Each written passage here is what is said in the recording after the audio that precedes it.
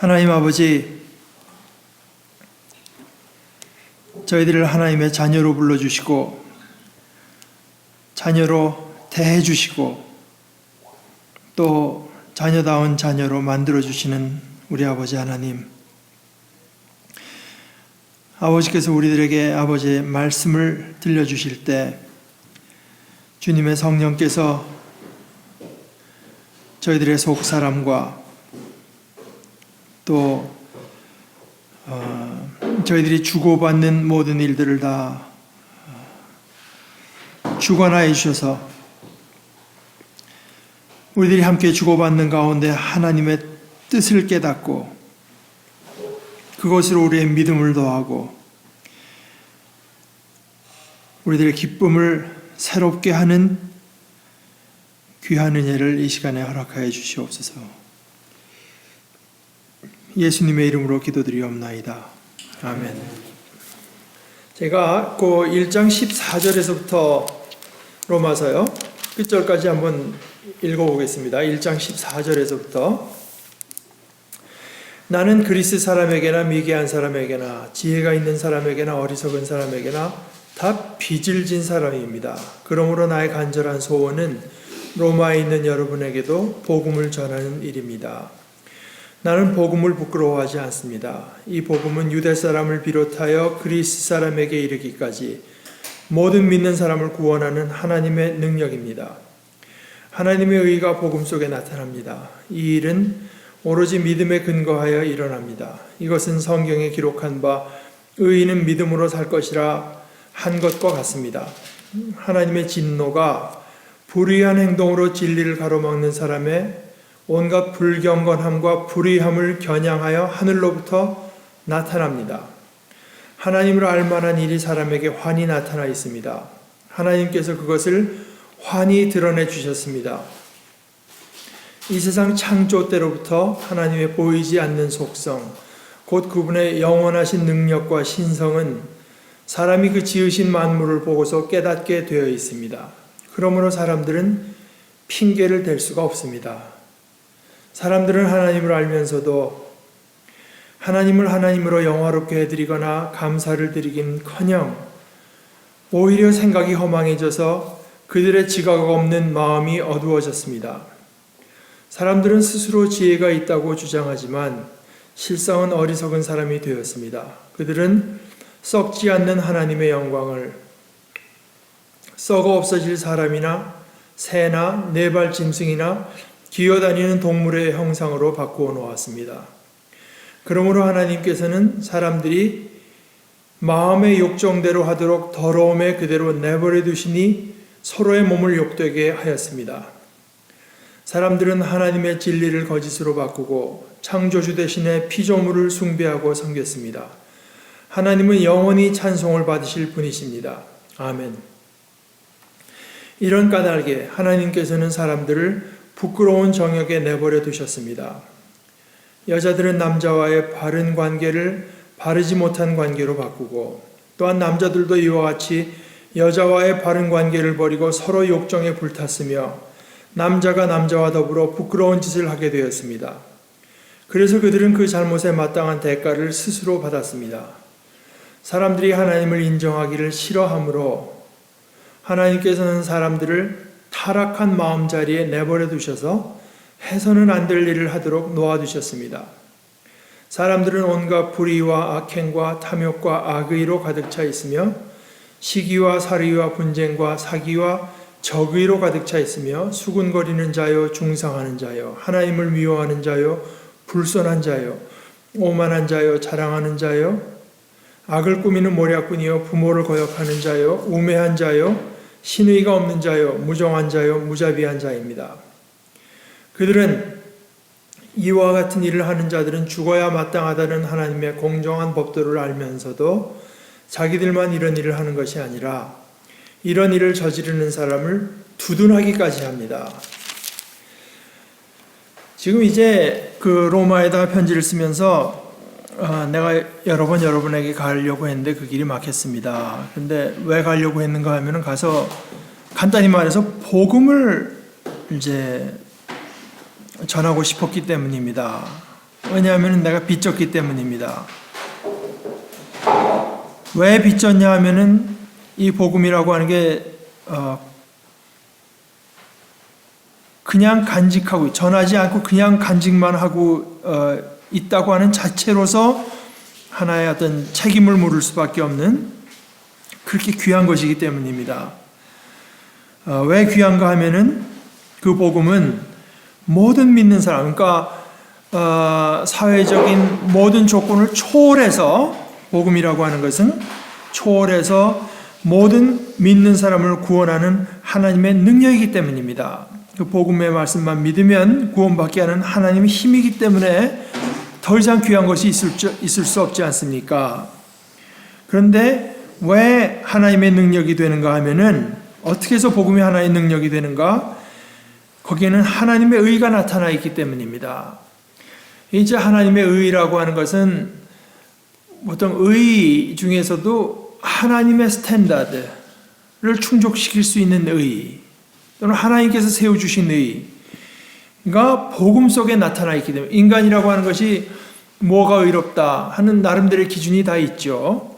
그러나 구원받기에 충분한 의는 하나님의 의, 구원의 주체가 되시는 하나님의 의에 되고, 그 의가 어디에 나타나 있는가? 그 의가 복음에 나타나 있기 때문입니다.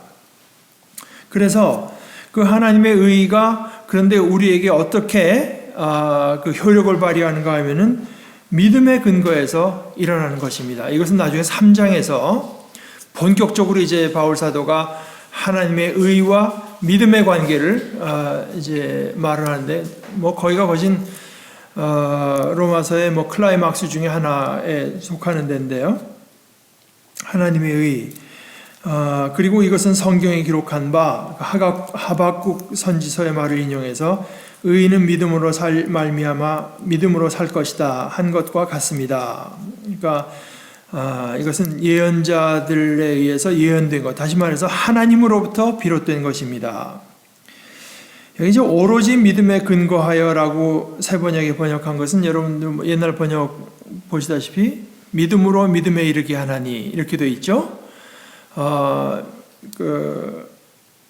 그래서 이제 새 번역에서 그걸 따른다면 이것은 믿음에서 출발하여 믿음을 목표로 합니다, 이렇게도 이제 번역할 수 있다고 하는 건데, 이 말이 참 어렵지 않습니까?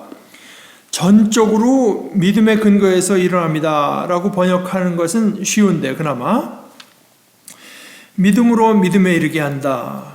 근데 이제 여기 왜 이게 어렵냐 하면은 그 말 자체가 어렵고, 첫째는 그 믿음이라고 하는 말, 피스토스라고 하는 헬라어 말이 신실하심도 똑같은 단어를 쓰는 것입니다.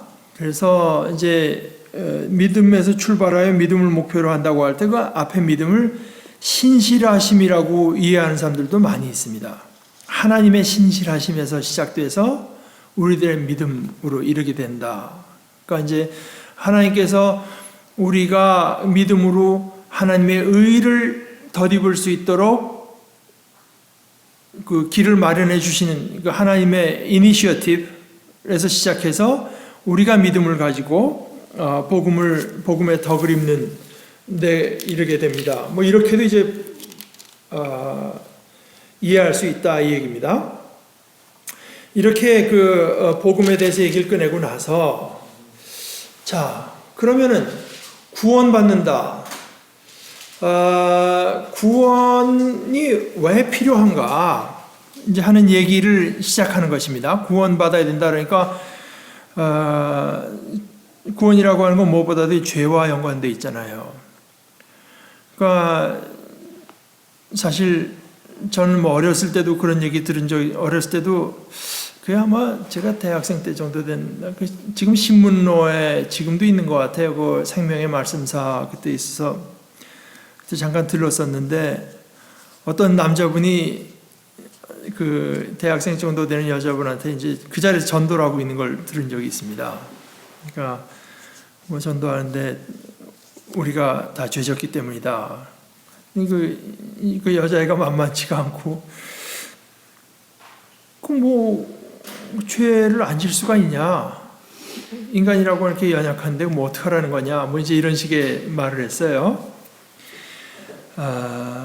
사실 우리 기독교 전도할 때 그러니까 인간이 죄인이라고 하는 것을 인정하는 단계가 사실 그렇게 쉬운 단계는 아니지 않습니까? 그러니까 죄인입니다. 그런데 나는 뭐 누구를 그렇게 악의를 갖고 해진나, 그렇게 뭐 남하고 비교해서 특별히 이렇게 악하게 살아왔다는 생각은 나는 안 합니다. 이제 이렇게 할 때, 그럼 이제 어떻게 우리는 거기 반응할 것인가? 심지어 이 얘기가 많은 걸림돌이 될 수도 있다고 생각하는데, 첫째 우리가 할 것은 도대체 성경에서 말하는 그 죄라고 하는 것이 어떤 의미에서 죄라고 말하는 것을 서로 분명하게 하고 나서 나는 그렇습니다, 안 그렇습니다 하는 얘기를 할 것이지, 서로 죄라고 하는 것으로 다른 것을 생각하고 있다고 하면은 소통이 안 되지 않겠어요? 그러니까 지금 거기서부터 이제 로마서의 그 복음에 대한 어떤 논증이 시작되는 것입니다. 그러니까 18절서부터가 이제 그건데요. 하나님의 진노가 불의한 행동으로 진리를 가로막는 사람의 온갖 불경건함과 불의함을 겨냥하여 하늘로부터 나타납니다. 그러니까 첫째는 죄라고 하는 것은 하나님을 생각하지 않고서는 이해할 수가 없다. 죄라고 하는 것이 하나님과의 관계성 속에서 지금 관계 속에서 이해가 되는 건데, 죄라고 하는 걸 말하기 앞서 우선 이제 하나님을 우선 얘기를 하는 것입니다. 어떤 사회적인 죄부터 당신이 이런 짓을 했고 무슨 거짓말을 했고 이런 것보다 불경건함과 불의함을 겨냥하여 하늘로부터 하나님의 진노가 나타납니다. 이 나타난다, 계시되고 하는 것들이 다 하나님으로부터 오는 어떤 행동을 이제 말하는 건데요. 그러면서 하나님을 알 만한 일이 사람에게 환히 드러나 있습니다. 환히 드러났다 그래요. 하나님께서 그것을 환히 드러내 주셨습니다. 근데 사실 이것은 우리 보통 인간의 경험하고는 꼭 맞는 건 아니죠. 어떻게 그렇게 환한가? 여기 이 하나님이 어떤 분이라고 하는 걸 이 세상의 어떤 자연을 보면 그렇게 우리가 환하게 알 수가 있는가? 그렇진 않지 않습니까? 그런데 바울 사도는 하나님께서 그것을 환히 드러내 주셨다고 해요. 이 세상 창조 때로부터 하나님의 보이지 않는 속성, 곧 그분의 영원하신 능력과 신성은 사람이 그 지으신 만물을 보고 깨닫게 되어 있다. 이 모든 온갖 세상은 하나님께서 어떤 하나님으로서 또 전능하신 능력을 가지고 지으신 거라고 하는 것을 깨닫게 되어 있기 때문에 사람들은 핑계를 댈 수가 없습니다. 여기 대해서 바울 사도가 별로 논증을 하지 않습니다. 그냥 이게 하나님의 선포입니다. 그러니까 이제 이것은 말하자면은 우리 기독교적인 생각으로 말하자면 자연을 보고 여기에 하나님이 어떤 분이라고 하는 게 그렇게 드러나 있지 않다고 느끼는 것은 우리의 생각과 이성이 말하자면 이미 하나님을 받아들이지 않고 있기 때문이다. 이것은 어떻게 보면 순환 논리 비슷하죠. 하나님을 받아들일 때 하나님께서 만드셨다고 하는 게 분명히 나타난다고 볼 수가 있고, 그러니까 이게 하나의 이제 순환 논리입니다. 그런데 이제 우리가 지지난주인가요? 또 얘기했지만 무엇이 인간의 정상 상태냐? 이게 이제 문제가 되는데, 여기 바울 사도의 논증에서 나중에 드러나지만 하나님이 계실 수도 있고 안 계실 수도 있다고 말하는 것은 굉장히 이제 그 중립적인 태도인 것 같지만 이미 그게 중립적인 태도가 아니라는 겁니다. 하여간 그 얘기는 우리 지나가면서 이제 좀 다시 보도록 하시죠. 사람들은 핑계를 댈 수가 없습니다. 사람들은 하나님을 알면서도 하나님을 하나님으로 영화롭게 해드리거나 감사를 드리기는커녕, 그러니까 하나님을 알았다면 당연히 두 가지, 하나님이시니까 당연히 하나님을 하나님으로 영화롭게 해야 되고 그 하나님께 감사를 드려야 되는데, 그 반대는 뭐냐? 생각이 허망해졌다고 말을 해요. 하나님을 영화롭게 하거나 하나님께 감사를 드리지 않는 그 반대는 생각이 허망해진 것이다. 그러니까 벌써 여기 하나의 어떤 가치가 드러나지 않습니까? 하나님을 인정하고 하는 삶과 허망한 삶. 그러니까 하나님을 인정하지 않는 삶도 하나의 떳떳하고 당당한 삶으로 묘사하는 게 아니라 이미 그건 허망하다. 그것은 사실은 그렇게 말할 수밖에 없는 것이, 하나님께서 모든 리얼리티, 실제의 근원이 되시기 때문에 그 하나님을 인정하지 않는 길이라고 하는 것은 결국 허망한 길일 수밖에 없다. 그래서 방향도 잃어버리게 되죠. 그들의 지각 없는 마음이 어두워졌습니다. 사람들은 스스로 지혜가 있다고 주장하지만 실상은 어리석은 사람이 되었습니다. 그들은 썩지 않는 하나님의 영광을 썩어 없어질 사람이나 새나 네발 짐승이나 기어다니는 동물의 형상으로 바꾸어 놓았습니다. 그러니까 여기서 이제 인간이라고 하는 것을 성경에서 이해하기를, 인간의 가장 중심, 가장 중요한 데는 어디 있다고 보는가 하면, 히브리 말로 하면 이 heart, 심장에 있다고. 그러니까 이 벌떡벌떡 뛰는 이 심장이 아니라 의지에 있다고 보는, 의지. 그래서 이제 사무엘서 같은 데 보면은 너희 인간은 외모, 바깥을 보지만 나 여호와는 중심을 본다. 인간의 중심의 heart, 의지가 있다고 보는 것입니다. 의지. 그러니까 그 의지에 있어서 하나님을 인정하려고 하지 않기 때문에, 일단 거기서 이제 잘못되어 있기 때문에 그 의지가 우리의 생각에도 영향을 미치게 됩니다. 그래서 생각이 허망해져서 그들의 지각 없는 마음이 어두워지게 됩니다. 그 스스로는 지혜가, 지금 인간이 철학, 과학을 발달시켜서 전에 알지 못하던 수많은 것들을 알고 이만큼 바꿔놓으니까 우리 인간은 무한한 가능성이 있고 우리 인간에게 그렇게 말을 주장하지만 실상은 어리석은 사람이 되고 말았습니다. 그러니까 이것이 성경을 일관해서 말을 하는, 여러분들이 이제 여기까지 오게 되면 잠언에서 말을 하는 것처럼 지혜의 근본은 뭐냐? 하나님을 경외하는 거다. 일단 거기서 잘못되게 되면은 인간이라고 하는 것은 이제 여기서 말하는 것처럼 생각이 허망해지고 마음이 어두워지고 스스로는 지혜가 있다고 생각하는데 실상은 어리석은 사람이 될 수밖에 없다. 그래서 의지로 자기를 만드신 하나님, 온 세상을 창조하신 하나님을 배척하다 보니까 결국 그 자리에 뭘 갖다 놓는가 하면 자기가 만든 어떤 것이나 자기가 처분할 수 있는 어떤 것, 볼 수 있는 것, 만질 수 있는 것. 그래서 썩지 않는 하나님의 영광을 썩어 없어질 사람이나 새나 네발 짐승이나 기어다니는 동물의 형상으로 바꾸어 놓았습니다. 그러니까 이게 하나님의 영광을 이제 말하자면 우상을 지금 말하는 거 아니겠습니까? 그런데 그 우상의 자리에 인간이 서기도 하고 짐승, 기어다니는 동물의 형상으로 바꾸어 놓게 됩니다. 그러니까 이제 우상 숭배를 이제 인간의 어떻게 보면은 가장 근원적인 이제 근원적으로 잘못된 대로 말을 하고 있는 것입니다.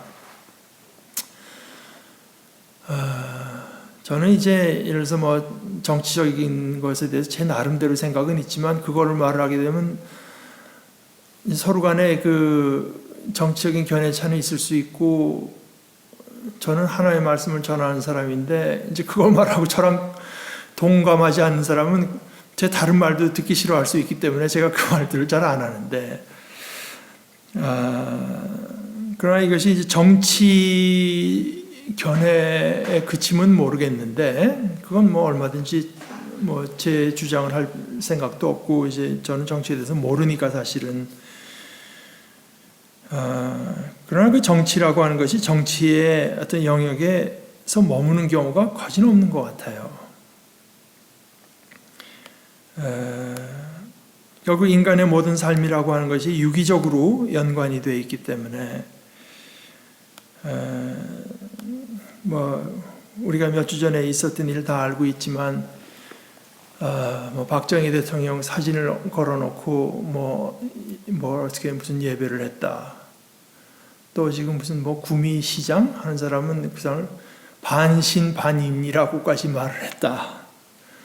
그랬더니 우리 이제 여기 어떤 목사님 한 분이 거기다 쓰면서 반신반인 맞긴 맞다. 근데 그 반자가 그게 half라는 반이 아니라 anti.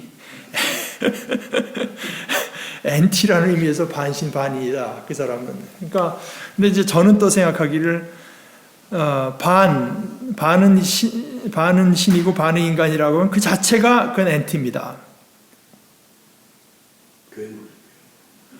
반신 반인이라고 인간에 어떤 신성을 부여한다고 하면은 그건 일단 우상이 된 거거든요.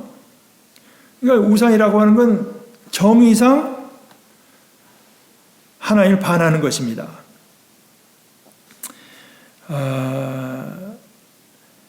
그래서 그들은 썩어지지 않는 하나님의 영광을 썩어 없앨 사람이나 새나 네발 짐승이나 기어다니는 동물의 형상으로 바꾸어 놓는데, 우상이라고 하는 것은 그렇게 인간이 그 자리에 올라서기도 하고, 또 인간이 만든 것, 인간이 머릿속에서 나온 사조, 생각, 뭐 공산주의니 심지어 민주주의도 뭐 우상이 될 수가 있습니다. 뭐 무엇이든지 간에 다 민족주의건 뭐건 다 우상 역할을 할 수가 있습니다. 인간이 이루어놓은 과학적인 업적, 성취 이런 것들도 다 우상이 될 수가 있고, 이제 그렇게 하나님의 영광 대신 이제 그런 것들을 하나님의 자리에 올려놓는 순간에, 그러니까 하나님으로 인정하지 않는 순간, 그러니까 루터가 이제 뭐라고 말했냐면은 you either have God or an idol. 그러니까 당신은 하나님을 갖고 있거나 우상을 갖고 있거나, 그것이 하나님도 없고 우상도 없는 인간은 있을 수가 없다. 하나님을 섬기거나 아니면 그 하나님 자리에 뭔가를 너는 올려놓고 있다. 그게 우상이다. 이제 그건데요. 이 우상 숭배는 참 이제 심각한 문제 아니겠습니까? 그건 뭐 누구나 다 우리가 인정할 수밖에 없는데, 예를 들어서 이제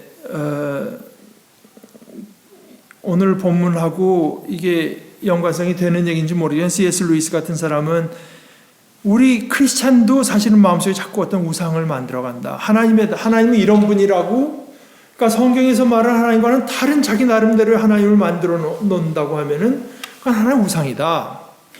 그런데 이제 그이가 이어서 하는 말은 우상은 파괴하는데 가장 위대한 우상 파괴자는 하나님 자신이다. 우리가 세우는 우상에게 거듭거듭 나는 그렇지 않다. 나는 이런 하나님이라고 하는 것을 드러내는 것으로서 우리가 만들어 놓은 우상을 하나님 자신이 부숴버려 주신다. 뭐 그런 얘기를 했는데요. 그러나 어찌됐건 하여간 이 하나님을 인정하지 않을 때, 그럴 때 나타나는 현상을 이제 바울 사도가 말하고 있는 것입니다.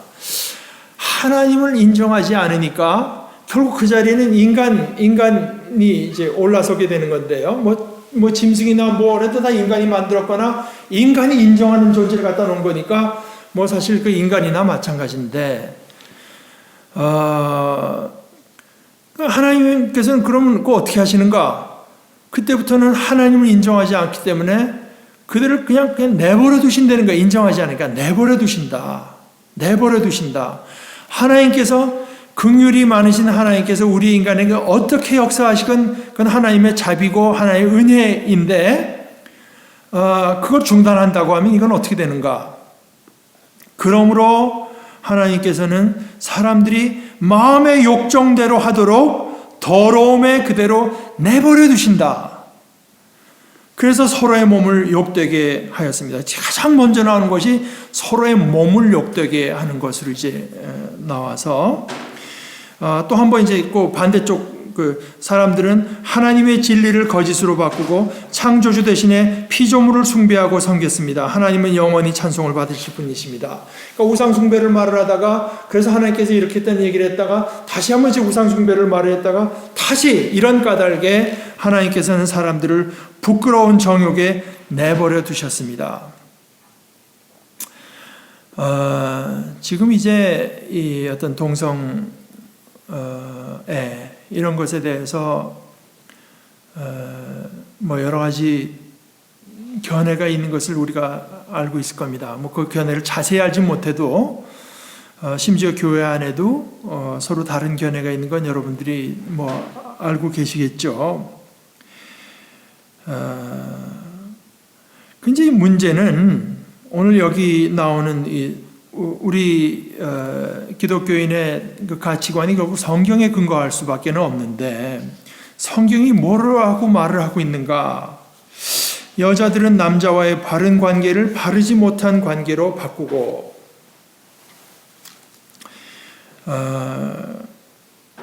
결국 이 정욕이라고 하는 건 무슨 뭐 남자하고 돈 거래할 때 바꿨다는 얘기가 아니라 이제 성적인 문제를 말하고 있는 거 아니겠습니까? 성적인 문제.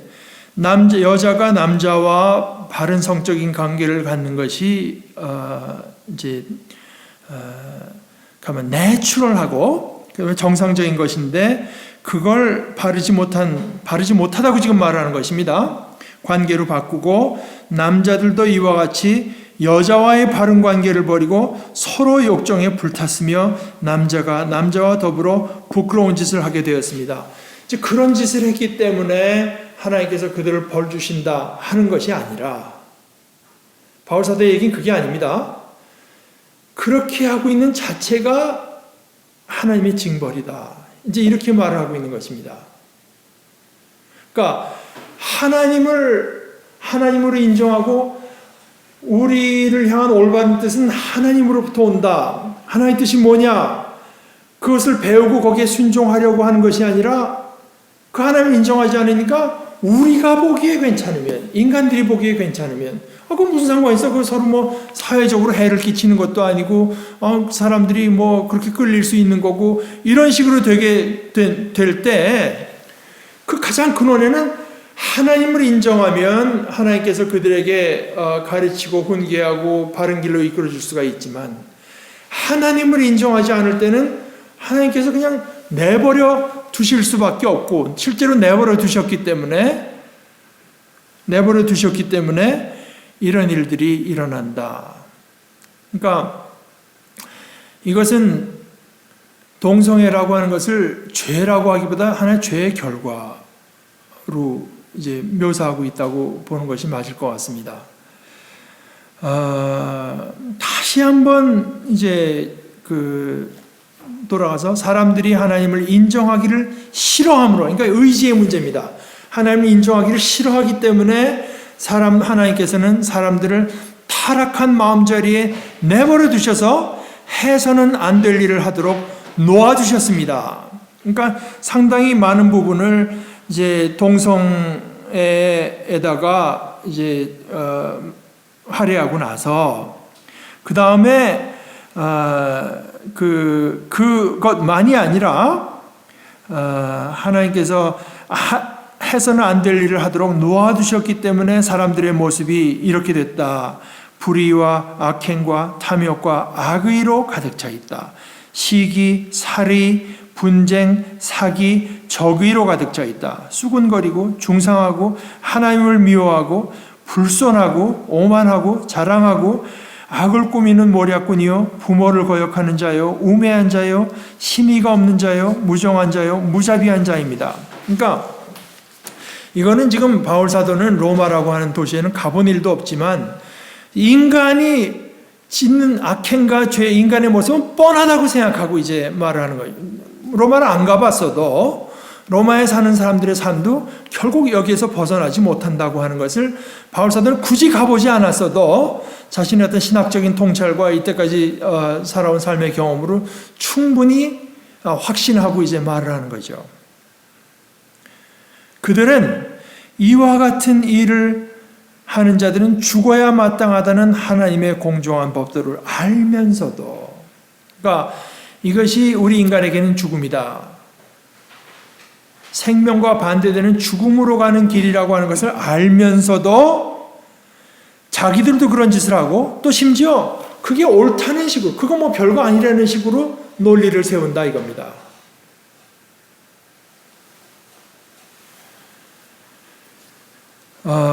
그러니까 극단의 어떤 상대주의적인 어떤 뭐 상황의 윤리라고 할까, 이런 상황에서 이렇게 하는 게 뭐 이렇게 뭐 잘못된 거 없지 않느냐.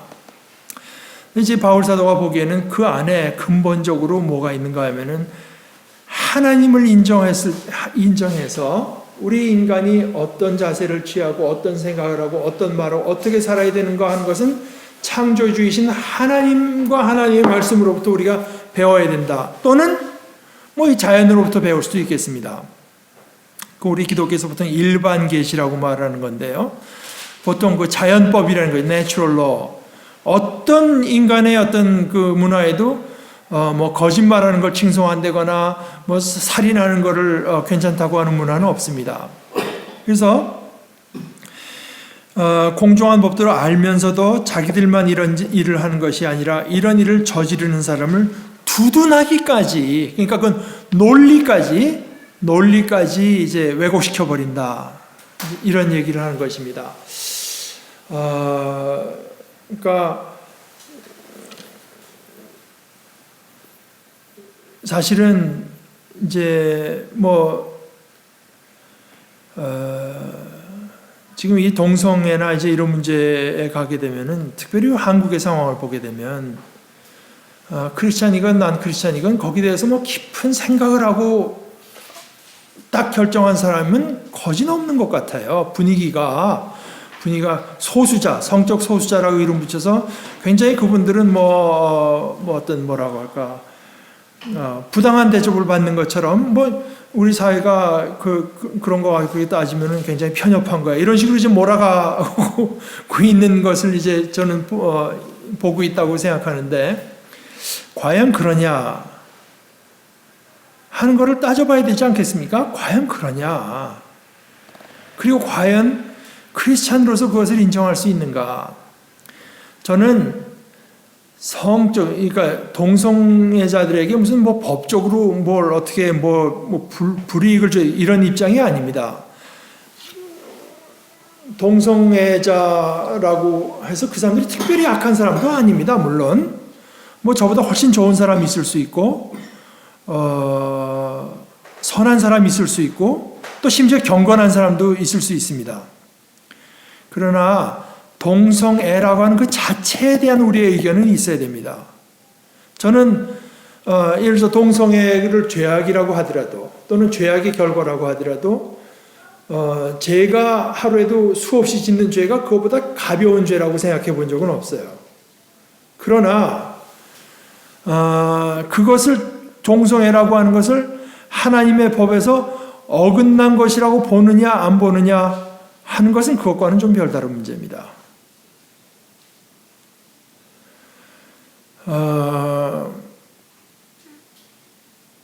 사실 이제 미국에서도 지금 주마다 그걸 인정하는, 동성애자들끼리의 결혼을 인정하는 대로 가는데 뭐 거기까지는 뭐 모르겠어요. 저는 거기에 대해서도 뭐 이렇게 저렇게 할 수도 있다고 저는 물론 반대를 하겠으나, 근데 이제 문제는 뭔가 하면은 그것이 진행되면서 서로 동성애도 뭐 그것도 하나의 그저 정당한 옵션이다, 이렇게 생각하는 대로 자연스럽게 갈 수밖에 없고, 저는 그거는 반대한다는 얘기입니다.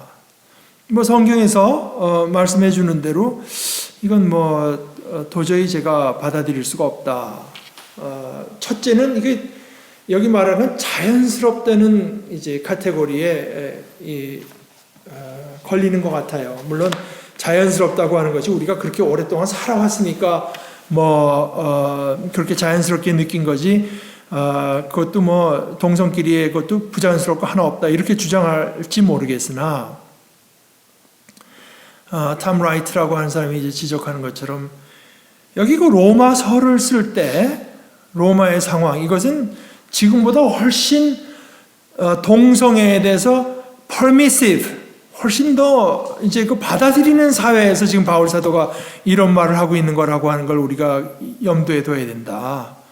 그때는 동성애에 대해서 그럼 가증한 거라고 하다 지금 와서는 이렇게 바뀐 것이 아니라 그때 사실은 지금보다도 훨씬 더 받아들일 그때 지금 바울 사도가 이런 말을 하고 있다고 하는 것을 볼 때 또 하나는 저는 이제 하나의 그 동양인으로서 그래서 음양의 위치를 아무리 봐도 이것은 자연스럽다고 하는 카테고리엔 들어갈 수 없을 것 같아요. 저는 동양인들이 이걸 쉽게 받아들인다고 하는 것은 참 이해하기 힘들 것 같아요.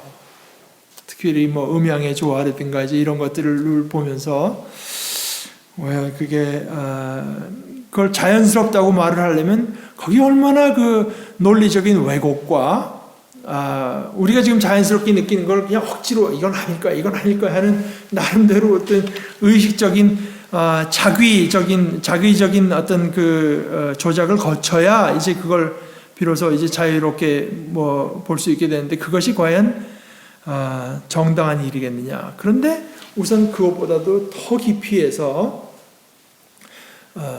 하나님을 하나님으로서 인정하느냐 아니면은 하나님을 하나님으로 인정하지 않을 때 그 자리에 들어서는 것은 그래서 근데 이제 모더니즘에서는 이성이 거기 들어서는 거죠. 이성이 우리 이성적으로 판단해 볼 때 또는 우리 인간 합리 프라그마티즘에서는 그 실용성일 수 있겠습니다.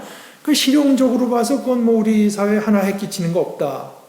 이런 것이 다 들어설 수가 있는 거겠죠. 그러나 성경은 결코 그것들이 충분하다고 인정 안 하죠. 인간의 이성이라고 할까 어떤 실용주의적인 생각 같은 것이 그 나름대로 어떤 부분적인 진리는 있을지언정 그게 충분하다고 하는 것을 인정하지 않고 그래서 오늘 이제 바울 사도가 우리들에게 보여주는 언제나 이제 새로운 하나의 관점은 인간의 그 짓는 죄 나타나는 어떤 이 죄악된 모습들이 사실은 성경에서는 그걸 죄라고 부른다기보다 하나님을 하나님으로 인정하지 않는 것이 죄고 우리 인간의 어떤 악한 모습들은 그것의 하나의 그 결과물일 따릅니다. 이제 이렇게 보고 있는 것입니다.